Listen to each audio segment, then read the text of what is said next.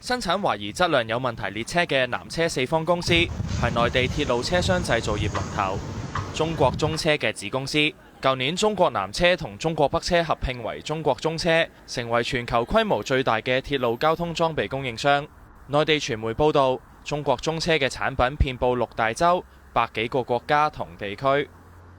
不過南車四方同川崎重工生產嘅列車就曾經發生過嚴重意外。喺2011年溫州動車追尾，造成200幾人死傷嘅事故，追尾嘅2架列車都係佢哋生產。此外，佢哋生產嘅列車部件過往亦都曾經發生故障，導致列車班次延誤。不過，內地嘅鐵路專家就表示，自從南車同北車合併之後，中國製造嘅列車質量有保證。高鐵是絕對不允許出問題。現在很遠，現在他們又合併到一個中車了，現在應該說，更沒什麼問題了。他說分每不同車廂看的消防架有沒有開裂，那他一瞧就知道，好吧？基本上這個都是一個規得很嚴格的。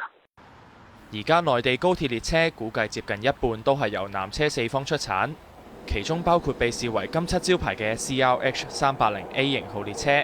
呢啲列車亦被推銷到世界各地，包括一帶一路嘅國家。另外，南車四方喺今年3月亦都投得美國芝加哥一份價值13億美元嘅地鐵項目合約，係中國向發達國家出口最大單嘅地鐵項目。